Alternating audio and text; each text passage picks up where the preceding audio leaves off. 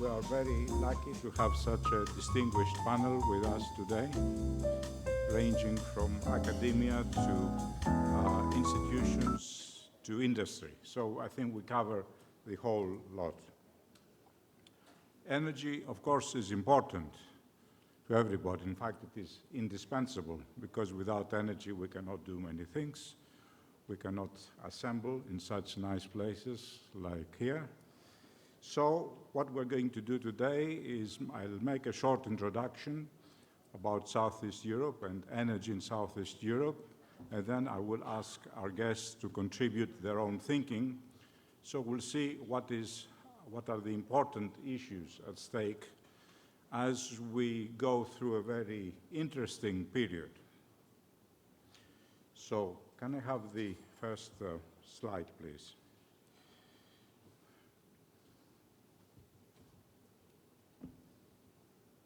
Anyway, the first one is I just wanted to show you our area of work, which is the Southeast Europe, about 14 countries, which we follow statistically as an institute, and we think more or less show the extent to which energy markets are interplaying in this part of the world. Today, we are caught in a very unusual situation because we have facing two geopolitical crises right now in parallel. As you know, the war in Ukraine, the Iran-Israel axis, and all the anomalies in the region. The next one, please.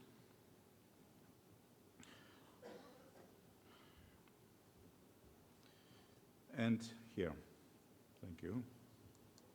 Okay, so this is the region we are covering, which I think is important to know because it spans 14 countries and it involves all sorts of energies from coal, gas, renewables, nuclear, the whole lot. Energy security, as a result of the crisis we are facing, is emerging once again as a critical factor, which can affect the uninterrupted and adequate and competitively priced energy supply on key fuels like oil, gas, electricity in all countries of the region. With energy markets becoming more interlinked and more interdependent, energy is acquiring a new dimension as far as the planning, the economies, competition, everything is concerned. So in that sense, a regional approach is important to be able to understand what's happening around us and what's going to happen shortly and also in the long term. It is fair to say that although the region has supposedly entered a decarbonization mode in line with EU's energy transition targets, there is only small differentiation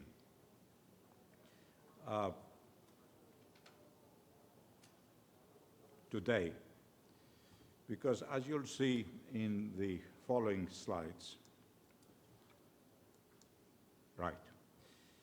So you see here the energy mix of the region, including Turkey. We put Turkey in, although it tends to distort the picture, because already there is a lot of interaction in terms of electricity, gas supplies, oil with Turkey.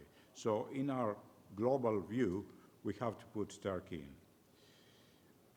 So what we're seeing over the last 15 years is very small change in the energy mix. It's not static, it's moving, but it's moving at very slow pace. So we have solid fuels, which have dropped slightly, 2%. Natural gas also has less participation. Oil petroleum products have in fact increased their participation by 2%. And renewables have increased their input by 5%. And nuclear is less by 1%. Now, if we go to the electricity mix, the situation here is slightly different because we observe a far sharper drop in solid fuels as a result of decarbonization policies applied in many countries. I know that decarbonization is not a very popular word in Serbia. I'm very aware of that. But nevertheless, we have to discuss this because pressure is mounting up on all sides. So we have more renewables, less nuclear. And there is a lot of confusion because they say, oh, renewables are taking are moving very fast. Yes, they're moving very fast as far as the electricity sector is concerned. But if we see the overall energy mix, there is a very small percentage in terms of participation because a lot of energy still goes to transportation, it goes to industry, and it goes to buildings. These are the major areas. So if our future becomes electrified, yes, then renewables and clear energy sources like nuclear, for example, will have a much, much bigger share. But is this going to happen in 5 years, in 10 years, in 15 years, in 20 years?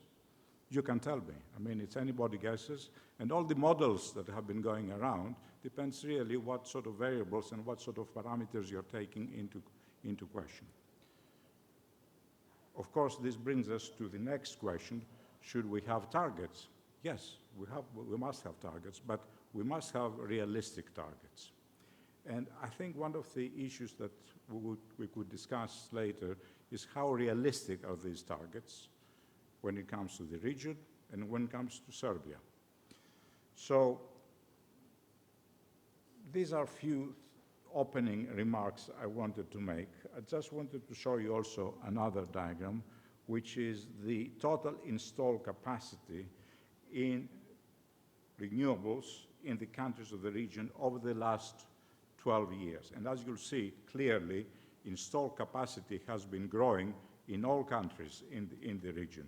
Of course, Turkey is the big market, which is the big chunk, the top one, but then all the other countries are coming, like after Turkey we have Romania, then we have Greece, then we have Bulgaria. Serbia is a latecomer into renewables, but very fast-growing market. And of course, depends how big your market is. I mean, Turkey has a population of about 85 million. Serbia has a much smaller population, around 10. Greece the same, and and so forth. And then, when it comes to the renewable electricity generation capacity, you see here, and then if you come to the renewable energy electricity generation, the actual terawatt hours generated from renewables, you see again more or less the same pattern. So it is important to see the whole energy in a context. And what better if we look ahead, say, the next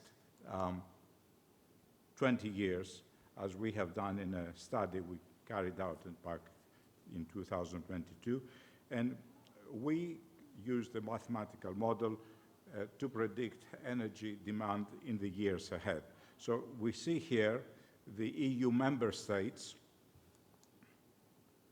here, and we see a more or less flat situation when it comes to energy demand over the next few years. The situation changes if we move to Western Balkans, where the economy is still growing, as you were able to hear this morning in the discussion on the economy. And we see here how more and more renewables and gas is coming into the picture. But if you see here, also solid fuels are keeping their position. And if we go to Turkey, Turkey is a case of its own, and that's why we have included this separately, with a very dynamic economy and fast-growing, backed by strong demographics. So Turkey has strong demographics. We don't have strong demographics. We have a more stable environment. And when it comes to Serbia, this is what's happening.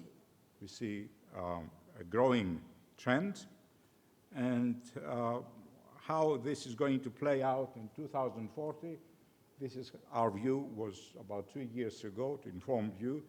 Our next study, which is coming out next year, will be slightly different, not in the growing part, but in the actual, the mix.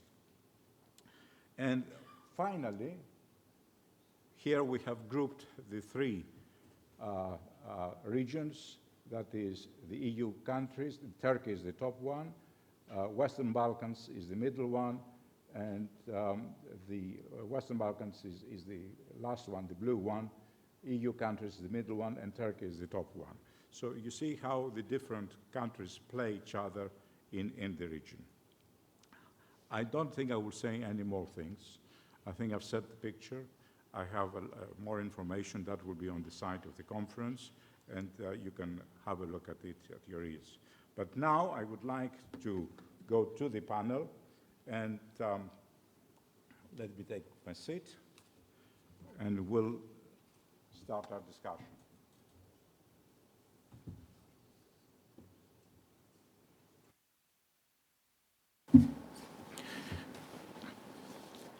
I hope I did not bore you. I didn't say irrelevant things. I could have said a lot more things, but I think the picture is there. And you will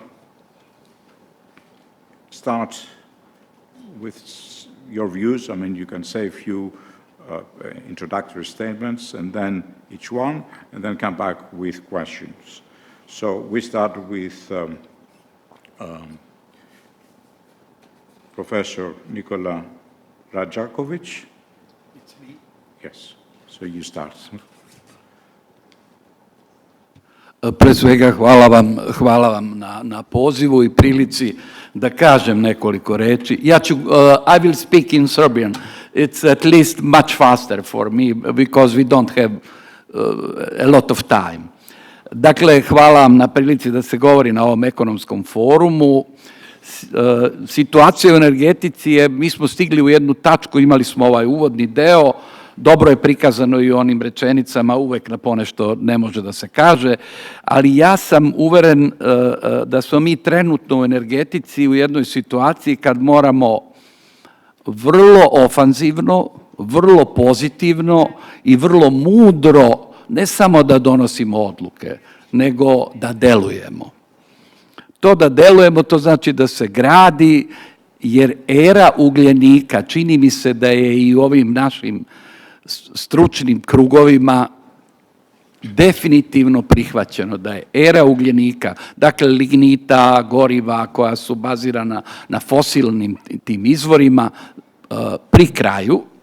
Vidimo trendove iz ovih prethodnih slajdova, nisu oni tako ubedljivi trendovi, ali daju jedan jasan signal. S ugljenikom smo mi, ako se govori o vekovima, s ugljenikom smo završili. Koja era to stiže? Era vodonika, definitivno. Vodonik, znači, ta era je, ona se nekako pomalja i ona će oblikovati već drugu polovinu ovog veka, a definitivno onaj naredni vek pred nama.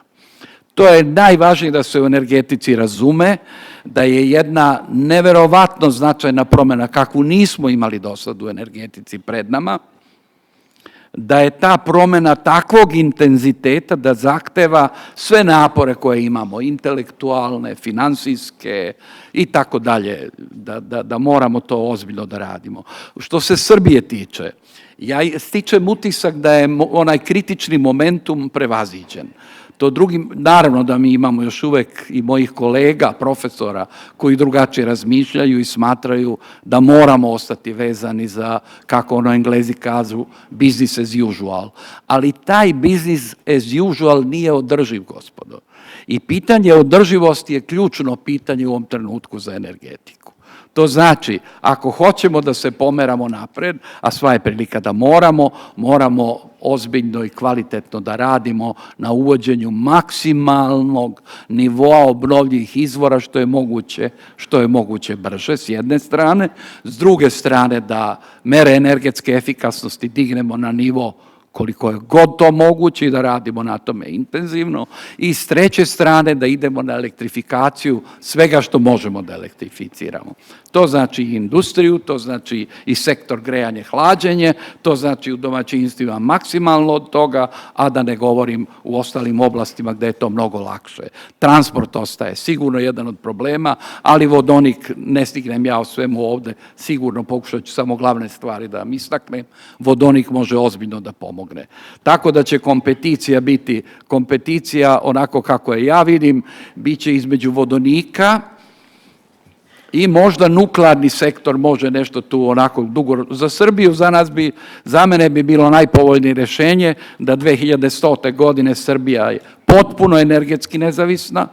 To znači da smo mi oslonjeni samo na svoju vodu, na svoje sunce, na svoj vetar, da one viškove pretvaramo u vodonik kad treba, da vodonik završava sav ostali deo posla i bazni deo dijagrama opterećenja, a da ne zavisimo od skupih nuklearnih tehnologija, od nuklearnog goriva kojeg nemamo, od tehnologija skladištenja nuklearnog otpada i tako dalje. To je naravno idealizovana slika. Ako ne umemo mi inženjeri da u tom smeru se krećemo, morat ćemo i nuklearne tehnologije prihvatati, ali to je nešto što ja vidim kao budućnost. Šta vidim kao slabost ovog momenta? Kao slabost mi mnogo u Srbiji zaostajemo i za susedima. Mi smo instalisali do sad negde preko 500 megavata imamo na mreži u vetru, imamo verovatno preko 100 megavata u suncu, što je krajnje nedovoljno. Naše komšije, Bugari imaju 3000 megavata u suncu. Grci imaju gotovo već 10.000, nešto malo izgleda manje u suncu. Mađari blizu 6.000 megavata u suncu. Razumete koliko su te cifre za nas loše? Šta treba da radimo? Pa naravno da i odozdo, taj segment posebno moram da naglasim, vreme stvarno brzo teče kad ja pričam, taj segment odozdo, to znači, mi to zovemo distribuirana proizvodnja. To su i ovi prozjumeri, to su ovi krovovi po Srbiji koji mogu da se koriste za tu proizvodnju. To su male solarne elektrane vezane na distributivnu mrežu i tu smo jako usporili i to zahteva ozbiljnu brigu i ozbiljan napredak da to pitanje otvorimo i da tu napredujemo maksimalno.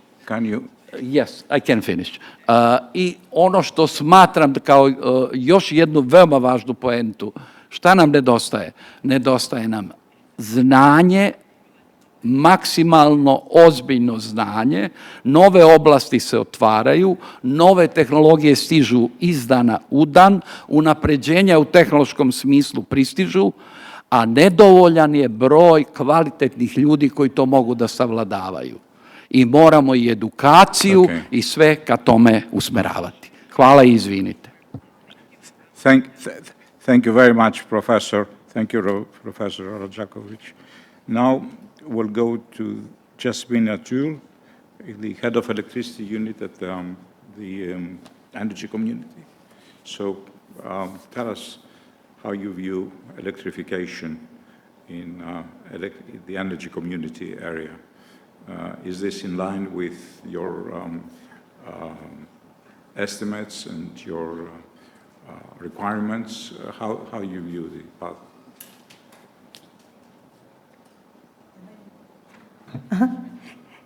Good afternoon, everyone. First of all, thank you for the invitation to the organizers. And I'm a little bit now confused whether I should speak English or my native language, but given that I'm in my hometown, maybe I think it's more appropriate, if you don't mind, that I speak in Serbian, even though a lot of terminology I also struggle to translate into Serbian. Ali ja bih možda samo žela da kažem za one koji ne znaju da energetska zajednica, da je to međunarodna organizacija koja je osnovana pre skoro 20 godina. Sledeće godine ćemo slaviti 20 godina od osnivanja i cilj osnivanja energetske zajednice je bio upravo da se integrišu tržišta u regionu i da se približe tržištu energije, zapravo ne samo električne energije, tržištu energije Evropske unije. U toj organizaciji je i Srbija u kojoj se danas nalazimo. Takođe, da kažem, ugovorne strane su i sve strane Zapadnog Balkana, tako da takođe Ukrajina, Moldavija i Gruzija, ali danas ćemo se fokusirati na Zapadni Balkan i pošto je stvarno vreme ograničeno, ja bih samo žela možda nekoliko, da kažem, dodataka na prvo uvodnu prezentaciju, da zaista vidimo trend opadanja proizvodnje iz fosilnih goriva. To je otprilike mi objavljujemo svake godine i stvarno, pošto je vrlo kratak panel, ja moram da pozovem da pogledate na sajtu Energy Community-a našu poslednju publikaciju od prošle nedelje, CBAM tracker, zato što ima zaista mnogo korisnih informacija koga zanima ova tema. Ali, znači, vidimo i taj trend je otprilike da svake godine je otprilike 1% opada proizvodnja iz uglja i to vidimo već u zadnjih nekih 5 godina, stabilan trend opadanja otprilike za 1%.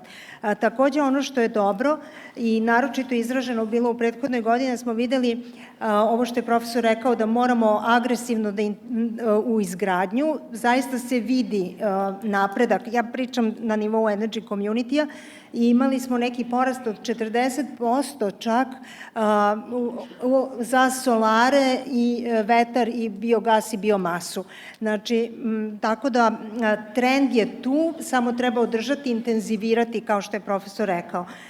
Sada, pošto smo mi međunarodna organizacija koja smo zaduženi za integraciju tržišta, a s obzirom da je ovo ekonomski forum, ja bih htela da napravim jednu spregu ovde između toga što mi radimo i ekonomije i mislim da je vrlo važno da iskoristimo ovih par minuta za to, a to je da znači, ovo što profesor kaže jeste ipak u nekom domenu mašte, 2100. godina, potpuna energetska nezavisnost, mi nismo tu, mi smo sada na pragu 2030. i 2050. ali još važnije, mi smo na pragu 1. januara 2026. godine, imamo do tada svega 427 dana, a šta se tada dešava? Znači, od tog dana će praktično naše zemlje morati da plaćaju za izvoz, znači ne naše zemlje, nego zapravo izvoznici, onaj ko uveze u Evropsku uniju proizvode koje u sebi su carbon intensive, morat će da plaćaju takozvano carbon border adjustment taksu. Sada to je jedna nova regulacija koja je uvedena u Evropsku uniju, koja se odnosi na naše zemlje, zahvata celu ekonomiju, uzduž i popreko, znači čelik, aluminijum, cement, đubriva, sve segmenti industrije i bit će veliki udar na naše zemlje, ali jedan deo toga se odnosi i na uvoz, to jest izvoz električne energije iz naših zemalja u Evropsku uniju. I tu imamo jedan mali popust, a to je da možemo da steknemo izuzeće za izvoz električne energije u Evropsku uniju, ali pod određenim uslovima. I ti uslovi, postoji nekih 7 tačaka, ali ono što je glavno je da naša tržišta moraju biti integrisana sa tržištem Evropske unije do tog 1. januara 2026. i da praktično zemlje moraju da se obavežu na klimatsku neutralnost do 2050. Tu se vraćamo na ove targete koje je profesor pomenuo i da praktično moramo ići u pravcu usaglašavanja naših energetskih i klimatskih politika sa politikom Evropske unije. To je, znači, poenta cele priče, što uključuje i cenu na karbon, takozvani carbon pricing, i 2030. praktično moramo da imamo mehanizam koji će biti ekvivalentan evropskoj ceni po kojoj oni trguju na evropskom tržištu emisija. To je jedna veoma velika reforma koju zemlje moraju da sprovedu, ali isto tako vrlo važna i definitivno sa velikim uticajem na ekonomiju Srbije i svih ostalih zemalja u regionu, a gde imamo i vrlo jasnu spregu elektroenergetike, da kažem, i celokupne uticaja na celokupnu ekonomiju. Tako da, htela sam samo da kažem da to je jedan važan takođe segment koji treba imati u vidu kada pričamo ovime, da nema jednostavno nezavisnosti. Trenutno sve je uvezano u regionu, počev od tržišta i razmene električne energije pa do klimatskih politika. I možda samo završnu rečenicu da kažem jeste da, pošto ste rekli da trebaju targeti, naše zemlje imaju već targete, svi su ministri Zapadnog Balkana su kroz energetsku zajednicu se obavezali na targete za 2030. godinu koje treba ispuniti. Hvala vam. Thank you, Mrs. Trhulj, for this. Of course, the work of energy community is very important. We have followed this up for the last few years, and they have managed really to bring countries and markets together by really suggesting and trying to teach. And they have not been doing this in a dictatorial way, so it's to be commended. But prices are going to go up as we move to the green transition.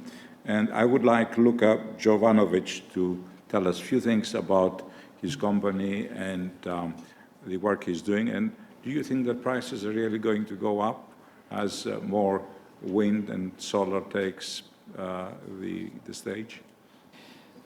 Dobar dan svima. Ja sam Luka Jovanović, dolazim iz kompanije CVP Global. Mi smo kompanija koja se bavi razvojem obnovljivih izvora energije, tako da zapravo fokus mog izlaganja će biti na obnovljivim izvorima. Pa za početak složio bi se sa profesorom Rajakovićem da nam brojke trenutno ne idu u prilog. Tačno je da imamo oko 500 MW instalisanih kapaciteta u vetru i nešto preko 100 u solaru. Ali takođe treba da znamo da bi zapravo vrlo je očekivano da se te brojke značajno promene u narednom periodu. Tokom prošle godine smo imali aukcije za tržišne premije na kojima je dodeljena tržišne premije za oko 500 MW kapaciteta u vetroelektranama. To su elektrane koje su spremne za izgradnju, koje su počele sa izgradnjom ili će sada započeti, što znači da za neke 2 do 2,5 godine bi otprilike trebalo da udvostručimo izgrađene kapacitete u vetroelektranama. Takođe, na tržištu je, dakle, nama prilično poznato i bavimo se time da postoje veliki broj projekata i solarnih elektrana koje su spremne za izgradnju i koje su u izgradnji. Mi konkretno smo u postupku razvijanja najveće solarne elektrane u Srbiji, snage 150 MW, sa čijom izgradnjom očekujem da krenemo naredne godine. To bi značilo da za neke 2 godine od danas mi više nego udvostručimo instalisane kapacitete i u solaru. Tako da sa te strane crne brojke jesu takve danas, ali sa tendencijom ozbiljnog rasta. Dodatno, novom regulativom, odnosno procedurom priključenja svih elektrana na prenosni i distributivni sistem, otključan je proces, odnosno omogućena integracija novih projekata, te je tako tokom ove godine za priključenje kod operatora prenosnog sistema apliciralo i dobilo priključke i položilo bankarske garancije preko 4 gigavata projekata. Naravno, obnovljivih izvora energije. Oni bi, naravno, po trenutnoj regulativi, oni imaju bankarske garancije i obaveze prema kojima oni u roku od 3 godine moraju da dođu do statusa da su spremni za izgradnju, odnosno da imaju sve potrebne dozvole i da onda nakon toga u roku od 2 godine sa eventualnim produženjem nekim izgrade i puste u rad te elektrane. To bi značilo da za nekih 5 do, ajde da kažemo, najdalje 8 godina imamo nova 4 gigavata projekata obnovljivih izvora energije na mreži, znači izgrađenih, i sa, naravno, tendencijom da sve to poraste. Posledica toga jeste da tehnologije napreduju, cene opreme, odnosno cene izgradnje takvih projekata padaju, da se regulativa, da kažem, ajde, da je strožija na neki način, odnosno da su definisani neki jasniji rokovi u kojima mora da se projekat završi, što ranije nije bio slučaj. Dakle, ranije postojali su projekti koji su se razvijeli po 10 godina do momenta dok počinju da se grade, a nekada neki nisu izgrađeni bez ikakvih posljedica, tako da to je na neki način promenjeno i trend toga bi trebao dramatično da pokaže u narednim godinama rast ukupne instalisane snage obnovljivih izvora energije. Što se cena tiče, da samo kratko, perspektiva kako će izgledati cena električne energije je, ajde da kažemo, neizvesna. Neke predikcije kažu da solarna energija nema tako sjajnu budućnost sa aspekta cena električne energije, ali to su samo neke pretpostavke, da vetar stoji tu malo bolje. Iz tog razloga mi kao kompanija se prilično okrećemo tome da radimo neke optimalnije sisteme koji bi podrazumevali miks vetra i solara, jer tako smatramo da postižemo neke bolje profile proizvodnje koji su tržišno mnogo konkurentniji. Tako da, eto, to bi bilo to. Okay, so thank you, Luka, Jovanovic, for this interesting analysis of how renewables are shaping up. And now we come to Dr. Plinio Nastari. Of course, you have the benefit of hearing everybody, so you're a little wiser. So the question is, do you agree that this is the way that Serbia should go? I mean, a lot cleaner forms of energy like solar, wind, more electricity, hydrogen, or do you see a more differentiated, a different way? Thank you very much for the invitation and the question. I would like first to greet my colleagues here in this panel, Mr. Rajakovic, Madame, and Mr. Jovanovic. Well, I bring the experience of Brazil in this regard, and Brazil has a very interesting profile. Amongst the largest 20 economies in the world, by far, Brazil has the cleanest energy matrix, 49.1% renewable. Amongst the renewable sources of energy, the largest by far is biomass, 25.5%, more than double than hydraulic power, 12.1%. In spite of all the investments in wind and solar, wind is still 2.6%. Solar photovoltaic is 1.7%. And it's much bigger than natural gas, which is 9%. It's only second to oil at 35%. These 25.5% of biomass is divided 16.9% sugarcane and 8.6% planted eucalyptus. How is Brazil using all this energy? Well, in the past 50 years, Brazil developed a very effective means of substituting fossil fuels with renewable liquid fuels, ethanol and biodiesel. Ethanol today in Brazil substitutes 48% of all gasoline by a mandate of 27% ethanol blending in all gasoline sold, by the development of a flex fleet, which represents 86% of our total light vehicle fleet, 86%, which is capable of using gasohol, E27, or pure alcohol, which is disposed all over the country. And it is the choice of consumers under free market conditions, free prices, to choose the fuel they use. That's how we come about to 48% substitution of gasoline. Besides, we have biodiesel, which is blended at 14% in all fossil diesel, going to 20%. What are the advantages of this strategy? First of all, it's drop-in. It uses the existing fleet, and it does not need the creation of a new distribution infrastructure The environmental and health benefits are immediate. It's scalable. It can start small and grow in geography and over time. And it's replicable since it's not rocket science at all.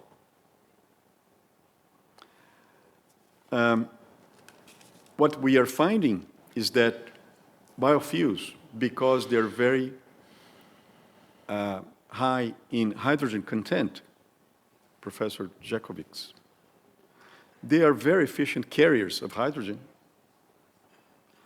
Because once you produce green hydrogen from green sources of power, you have to store this green hydrogen in very high pressure, 500 to 900 bar, mostly titanium-made, costly, risky tanks. And biofuels are an efficient, practical, safe, economical way of storing, distributing hydrogen. In Brazil, all 42,000 fuel stations have ethanol at their dispensers. And many automakers are saying now that Brazil has in place already an infrastructure for distribution of hydrogen in place, because it's simply a matter of reforming this ethanol into hydrogen. What are the emission advantages? Today, a typical internal combustion engine using gasoline or diesel under the well-to-wheel criteria, which is not the most inclusive, has emissions between 122 to 145 grams of CO2 per megajoule. And using ethanol in Brazil, even the so-called primitive technology of internal combustion engine is emitting 38 grams. And the hybrid flex cars, which are already being sold for 5 years already, have emissions of 27 grams. While electrified vehicles, given the electricity matrix in Europe, provide emissions of 74. Can I stop you at this point, because we're running short of time and I want to go around to everybody again. Thank you. So we've heard the Brazil story, which is a very interesting story, and reminds us a little of Serbia, because Serbia also has a great share of biofuels in its energy mix. So my question to all of you, and you can reply in 1 minute, is as we move ahead, say in the next 20 years, and obviously we're going through a transformation process with a lot of changes, do you think that more incentives, economic incentives, are needed here in Serbia to achieve a definite transformation, I mean, a very distinct transformation? Professor. Thank you for the question. Just let me, izvinite, govorit ću na srpskom. U vezi sa cenama proizvodnje, mi zovemo to na engleskom opet levelized costs of electricity. I ti uprosečeni neki srednji troškovi proizvedenog megavat sata u bilo kojoj elektrani kad analizirate, opet ide značajno u prilog obnovljivim izvorima. Ti levelized costs of electricity su za solarne elektrane danas veoma niski, a za termoelektrane veoma visoki. Nemamo vremena da ulazimo u cifre.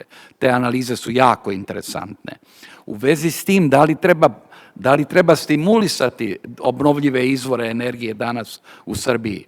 Pa mi već imamo, mi smo 2009. uveli feed-in tarifu ovde, pa smo onda kroz ove contract for difference takođe ponešto tu država pomaže, ali verovatno je budućnost da samo tržište treba da odlučuje o tim stvarima. I konačno, ja sam naravno malo idealizovanu sliku dao kako energetiku zamišljam, To je zaista dosta daleko. Ali savremena energetika i sve što radim danas, sve su to hibridna rješenja, gospodo. To znači, dopalo mi se i ovo što Luka je pomenuo, da se ne samo sunce i vetar, nego i baterije, i tako dalje, i tako dalje. Izvinite. Jasmina, can you please enlighten us? In 1 minute. In 1 minute. So I agree with Professor Rajakovic, and coming from the energy community, incentive must come from the market. And we have already seen a very good example was this summer, where we had a huge price spreads between Western Europe, where they had a lot of solar production, and our region, that the difference in price was in some hours over 100 euros. So this is definitely a signal that we have to have in order to let's say, move aggressively with the construction. And one more point, just one point, what we are seeing now in the new package in Europe is that definitely support schemes in non-fossil flexibility resources will be needed, and it is allowed now with the new legislation, and it will come also in our region. Okay. Thank you. So incentives should come from the market, but not from the government. Therefore, we're going towards a different model. Luka, what do you have to say on that?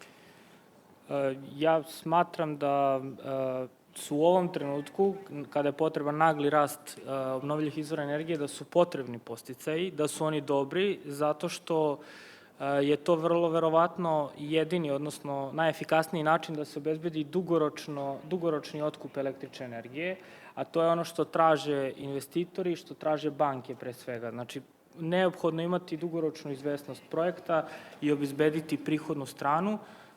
Trenutno na samom tržištu, ako imate elektranu i hoćete da trgujete energijom, vrlo verovatno nećete moći da dobijete toliko dug ugovor za otkup električne energije kao što to možete sa podsticajima, u ovom slučaju pričamo o državnim podsticajima. Okay. So, Dr. Nastari, I think more or less you have answered the question when you made your very interesting presentation, but you may want to add one or two things. Sure. I would like to say that with proper regulation, Serbia can untap its huge potential in production of biomass energy, increase its food production by increasing the aggregate value of primary goods, which are currently exported with very little value, producing biofuels and bioelectricity that can contribute greatly to your energy independence, to your environment, and your food production overall, including animal protein. The role of governments should not to give subsidies, but to provide appropriate regulation. Thank you. Okay. Thank you very much for a very interesting and educational discussion. We heard a lot of different views, but the trend is very clear to me. We're going to clean energy sources. Question is how we can achieve this without increasing the cost. So with this question mark or thought, I would like to thank you once again for your contribution, and I would like to thank the audience for your patience. Thank you very much.